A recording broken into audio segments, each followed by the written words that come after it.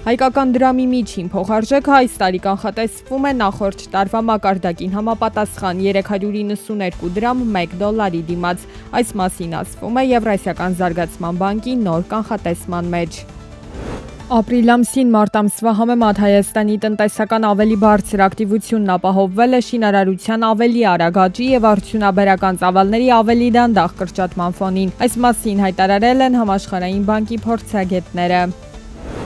Հայաստանի վիճակագրական կոմիտեի հրապարակած տվյալների համաձայն այս տարվա հունվար-ապրիլին ներմուծման ծավալները Հայաստան կազմել են 3.86 միլիարդ դոլար։ Նախորդ տարվա ցուցանիշի համեմատ ներմուծման ծավալներն աճել են 46.49%-ով կամ 3.4 միլիարդ դոլարով։ Ներմուծման ամենամեծ ծավալները շարունակում են արձանագրվել Ռուսաստանի ուղղությամբ կազմելով 1.4 միլիարդ դոլար։ Երկրորդը Չինաստանն է, եռյակը եզրափակում է Վրաստանը։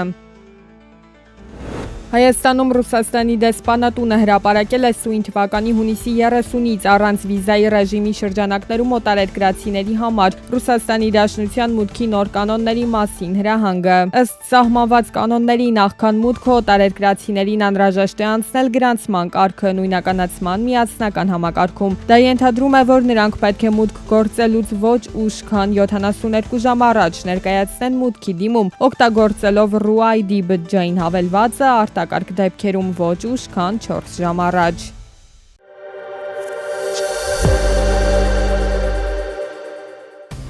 Նախորդ տարի աշխարհի ֆինանսական ակտիվների ծավալն աճել է 8.1%-ով հասնելով ռեկորդային 305 տրիլիոն դոլարի։ Հյուսիսային Ամերիկան եւ Ասիա խաղաղօվկիանոսյան տարածաշրջանը շարունակում են մնալ ամենաարագ աճող շրջանները, ցուցաբերելով համապատասխանաբար 14.9% եւ 7.3% աճ դոլարով հաշվարկված։ Անցյալ տարի աշխարհում ընդհանուր մասնավոր պարտքը աճել է 0.2%-ով հասնելով 60.8 տրիլիոն դոլարի։ Համաշխարհային բանկը հավանություն է տվել Լիբանանի վերականգնման աջակցության 250 միլիոն դոլար արժողությամբ նախագծին։ Լիբանանից ողջունել են այս որոշումը նախագիծն անվանելով վերականգնման կարևոր քայլ՝ ի պատասխան այն վնասի, որը պատճառվել է կարևոր ենթակառուցվածքներին եւ պատերազմից տուժած շրջաններին։ Ներկայումս Ռուսաստանում ակնհայտ ռեցեսիա չի դիտվում, սակայն տնտեսության աճի տեմպերը աստիճանաբար դանդաղում են։ Այս մասին հայտարարել է Ռուսաստանի Դաշնության կենտրոնական բանկը։ Փորձագետները ահազանգում են Ռուսաստանում ռեցեսիայի մասին, սակայն երկրի գլխավոր դրամատունը հայտնում է, որ ներկայումս տնտեսական իրավիճակն անկանոն է, բայց ամեն ինչ այդքան էլ վատ չէ։ Ռուսաստանը պատրաստվում է չեղարկել վիզաները Մերձավոր Արևելքի եւ Ասիայի մի շարք երկրների հետ, ընդլայնելով էլեկտրոնային վիզաների համար նախատեսված երկրների ցանկը եւ քննարկելով բազմակի մուտքի վիզաների ներդրման հնարավորությունը։ Դեռ ապրիլին Ռուսաստանը Օմանի հետ էր ստորագրել վիզաների չեղարկման համաձայնագիրը։